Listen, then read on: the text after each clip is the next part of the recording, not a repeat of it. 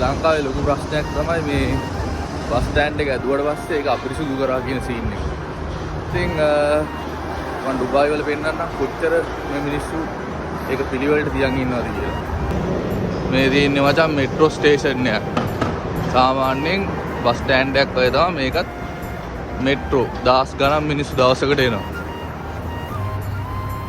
බලන්න මචං මේ පාර දිගේ කිසිම කෙල පාරක්වත් කිසිම ජරාවක් නැහැ.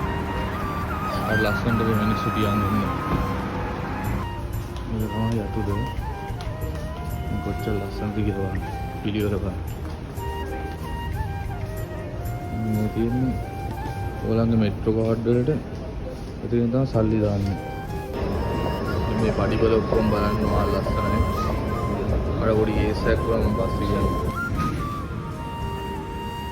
ඉතින් ට්‍රේන් එක ඉතින් ආබාධිත කට්ටියට වෙනම ලිෆ්ට් තියෙනවා. එතන පඩිපොළ තියෙනවා. අතන එස්කලේටර් තියෙනවා. මේ තුනම තියෙනවා. මම මේ පොලිසියෙන් ඇල්ලුවා තමයි මම වීඩියෝ කරා කියලා. මේ දැන් පොඩි කේස් එකක් තියෙනවනේ වීඩියෝ කරන්න බෑ කියලා. ඊට පස්සේ මම ෆෝන් එක චෙක් කරා. එහෙම ලොකු සීන් එකක් නැහැ. මේ අවුලක් නැහැ. මං කෝ අම්මට පෙන්නන්න කියලා. එහෙම තමයි ඉතින්. මෙතන මචං පෙන්නනවා මේ විනාඩියෙන් එනවා කියලා. ඉතින් දැන් ට්‍රේන් එක එන ගමන් තියෙන්නේ. ඔන්න එනවා.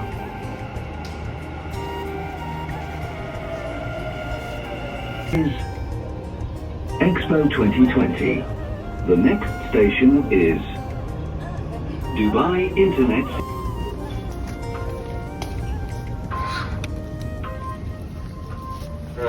කවුන්ටර් එක බලන්න මචං මෙයා කොච්චර පිරිසිදුද කියලා. දෙපැත්තේ කියලා කාලා නැහැ. ජරාව වෙලා නැහැ. පිරිසිදුම තියන් ඉන්නේ. අස්කලේට විතර නෙවෙයි මචං මේ තියෙනවා මේ මම ඇවිදන්නේ ඒ සීන් එක. එන ඇවිදින පොඩ්ඩක් ස්පීඩ් දෙනවා.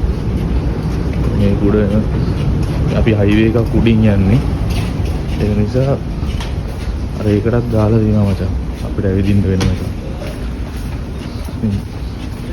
මේවා මේ මිනිස්සු ආරක්ෂා කරනවා.